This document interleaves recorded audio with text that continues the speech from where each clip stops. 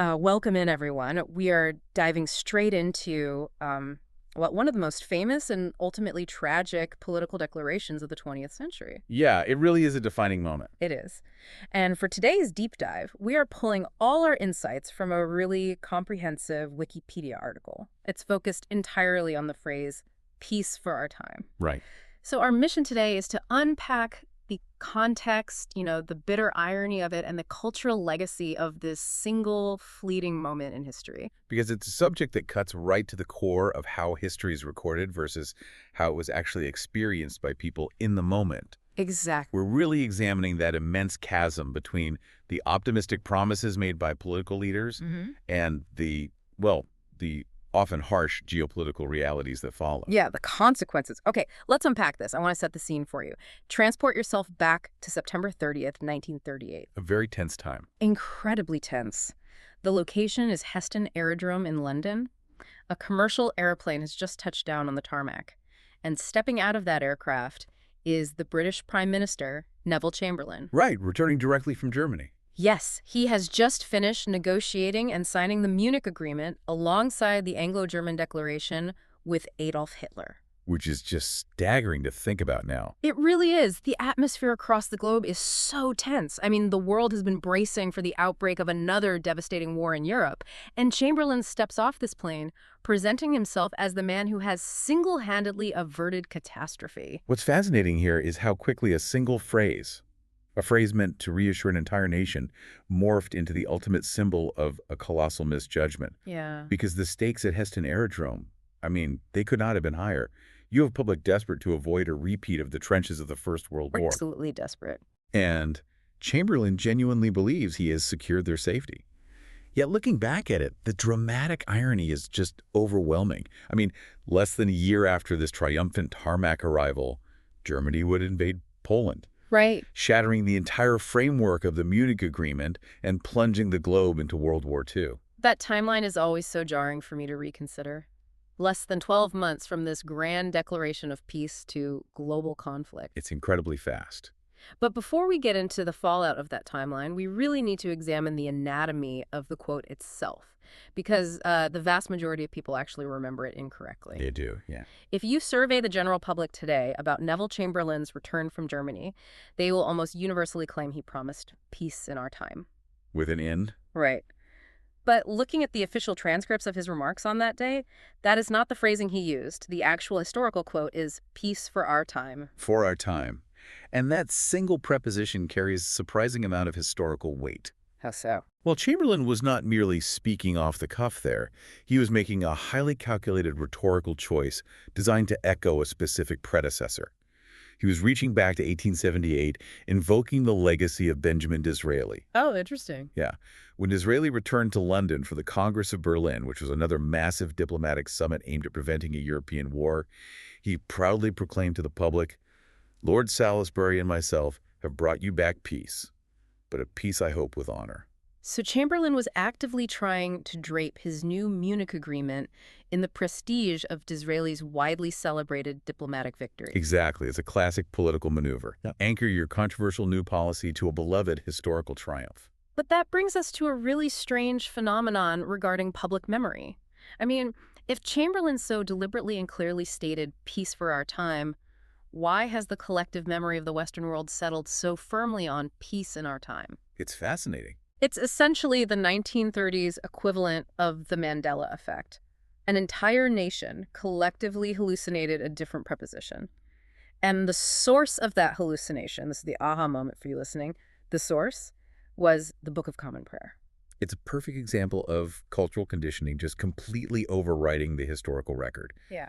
The phrase, peace in our time, was already deeply embedded in the daily lives and really the subconscious of the British public. Because of church. Right. It originates from a passage in the Book of Common Prayer, which itself is a translation of a 7th century hymn known as Da Pacem Domine. Okay. And the English translation of that prayer reads, "Give peace in our time, O Lord, because there is none other that fighteth for us, but only thou, O God." Wow. So when Chamberlain stood there speaking about peace in our time, The minds of the public simply auto-corrected his political rhetoric. Exactly. They autocorrected it into the familiar religious plea they had recited in church their entire lives. The religious liturgy just effortlessly steamrolled the political speech in the history books. Yeah. That's incredible. It really is. Well, let's ground ourselves back on that tarmac on September 30th, because Chamberlain actually gave two distinct speeches that day. Right. And The first happens the moment he lands at Heston Aerodrome. He stands before the gathered spectators and the press, and he physically holds up a drafted agreement. the famous image. Yes. He explicitly tells the crowd that this physical piece of paper bears both his signature and Herr Hitler's signature. He announces that the settlement of the Czechoslovak problem is just a prelude to a larger settlement for all of Europe, and then he reads aloud directly from it. And the specific text he chooses to read aloud is critical to understanding the depth of this illusion. Right. He reads, "We regard the agreement signed last night and the Anglo-German naval agreement as symbolic of the desire of our two peoples never to go to war with one another again." Never to go to war. Yeah. And it's remarkable that he references the Anglo-German Naval Agreement of 1935. Yeah. That was an earlier, highly controversial treaty that allowed Germany to build up its navy in direct violation of the Treaty of Versailles. So he's holding up a new piece of paper that relies on the precedent of an already flawed and easily broken treaty. Exactly. Presenting it as tangible, undeniable proof of a peaceful future. But he doesn't just stop at the aerodrome. The scene shifts later that same day to the center of London, outside 10 Downing Street. Right. This is where he fully commits to that Disraeli comparison you mentioned. He tells the massive crowd gathered outside his residence, "My good friends, this is the second time in our history that there has come back from Germany to Downing Street peace with honor." There it is. And then he drops the legendary line, "I believe it is peace for our time." And he finishes by thanking the crowd and famously advising them to go home and sleep quietly in your beds. If we connect this to the bigger picture, Chamberlain is asking an entire nation to literally lower its defenses based solely on a diplomatic signature. Right. He was treating a non-binding declaration as if it possessed some inherent structural power to halt an aggressive, expanding military machine. He conflated a stated desire to avoid war with an actual enforceable guarantee of peace. Entirely ignoring the geopolitical reality of what had just occurred in Munich. Well, let's look at that reality, because the enduring image we have today is of Chamberlain returning to universally cheering crowds, a nation weeping with relief. That's the image we're sold? Yeah, right, but the sources reveal a starkly different reality on the ground. The reaction was actually deeply fragmented. Chamberlain's return was not universally celebrated. Not at all. While thousands cheered outside 10 Downing Street, a massive organized protest was taking place simultaneously just down the road. We really have to actively look past the curated newsreels of the era to see the breadth of the dissent. Yeah. The narrative of universal relief is a manufactured one. Because while Chamberlain is inside number 10, basking in the adulation, there are 15,000 people protesting against the Munich Agreement in Trafalgar Square that very same day. Just visualizing the math on that is staggering. It is. The crowd protesting the agreement in Trafalgar Square was 3 times larger than the welcoming party cheering for him at Downing Street. And that leads us to a truly chilling aspect of how this event was managed politically. What stands out to you about how this was handled? Because a protest of 15,000 people occurring on the same day the Prime Minister returns with a major treaty should have been the leading headline. Right, it should have been everywhere. But Chamberlain engaged in systemic, ongoing manipulation of the BBC. Wow. Downing Street leveraged the unique structure of British broadcasting at the time. Because of direct pressure and interference from the government, news of those massive Trafalgar Square protests was largely suppressed from the public broadcasts. So he effectively memory-holed an entire political movement to protect his diplomatic victory lap. He manipulated the media to manufacture a consensus. He did. He didn't just misread Hitler's intentions. He actively utilized the state apparatus to silence the domestic critics who correctly saw through his appeasement strategy. And those critics were fierce. They were not mincing words. I want to share this striking quote from Labour spokesman Hugh Dalton. He publicly suggested that the piece of paper Chamberlain waved so proudly was torn from the pages of Mein Kampf. That is such a sharp critique. It's devastating. Dalton's rhetoric is brilliant because it strikes directly at the core contradiction of the Munich Agreement.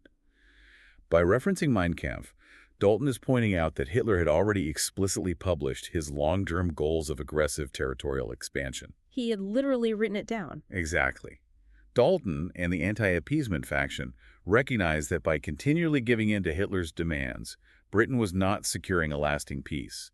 They were merely delaying the inevitable conflict while allowing a hostile fascist power to consume more territory and grow stronger. Right. Dalton understood that the piece of parchment was functionally worthless. Completely worthless when measured against the stated ideological goals of the Nazi regime. Here's where it gets really interesting for me, though.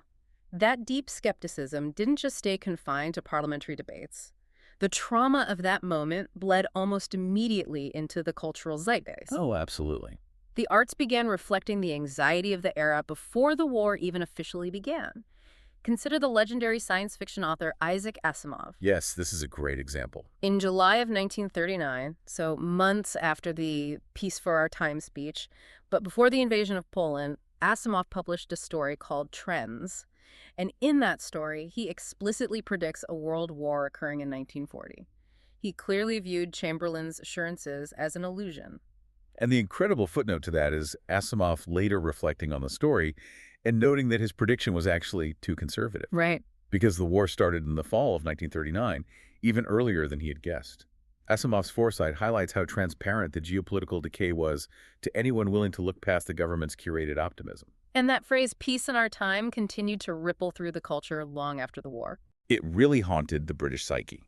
A striking example of this is the 1947 stage play written by Noel Coward. Oh, right. He deliberately titled The Work Piece in Our Time, leaning directly into the public's misquoted, religiously tinged version of Chamberlain's promise. And it's an alternate history, right? Yes.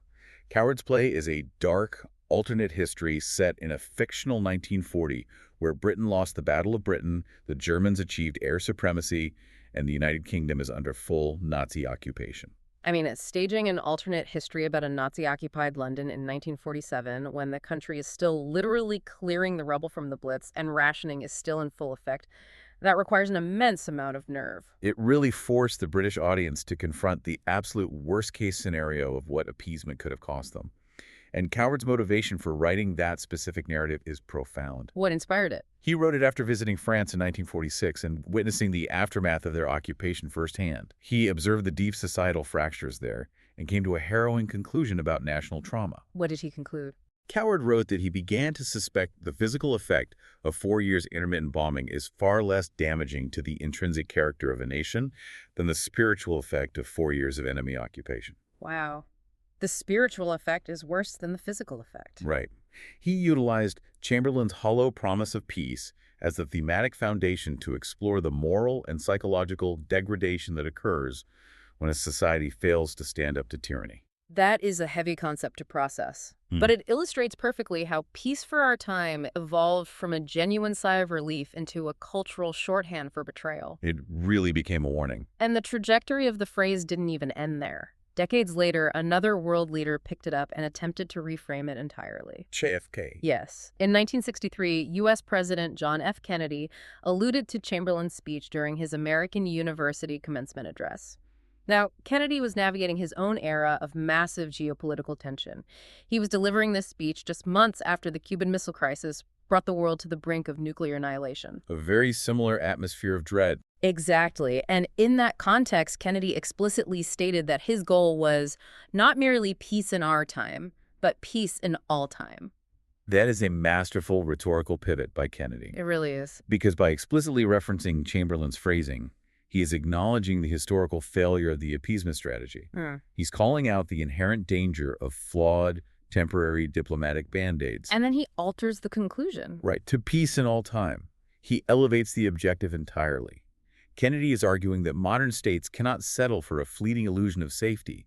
They must undertake the difficult, sustained structural work required to build a permanent peace. He took a phrase globally synonymous with diplomatic failure and repurposed it as a new standard. So what does this all mean for you listening today? It's a lot to take in. It is. We began with a prime minister waving a piece of paper on a tarmac in 1938. And we've tracked the echoes of that single declaration through suppressed protests, alternate history plays, and Cold War addresses. The core takeaways are incredibly stark. First, there is frequently a massive disconnect between a political declaration of victory and the actual historical reality. Absolutely. Second, we've seen the terrifying power of media manipulation. How a government can lean on broadcasters to suppress the voices of 15,000 citizens just to maintain the illusion of consensus. And finally, how rapidly a triumph can be recast as a tragic failure. This raises an important question regarding how we all consume news and information today. Yeah. The stark contrast between the cheering crowds allowed on the BBC broadcasts and the hidden crowds protesting in Trafalgar Square. It serves as a vital lesson in critical thinking. It reinforces why evaluating multiple perspectives is essential. You can't just look at the surface. No. When we are presented with a streamlined, simplistic narrative from those in power, especially one promising a painless solution to a dangerous problem, we must actively ask ourselves, who is being left out of the frame?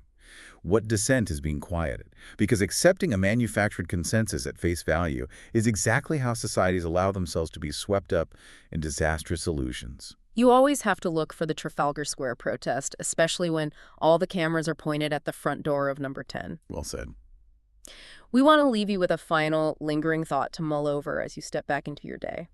When we look at the monumental agreements and treaties signed by our own modern leaders today, hailed as historic breakthroughs with glowing rhetoric, how many of those pieces of paper will be viewed by future generations as genuine turning points for humanity? And how many will simply be seen as tragic illusions waiting to be shattered? Just another promise of peace for our time. Thank you for joining us on this deep dive.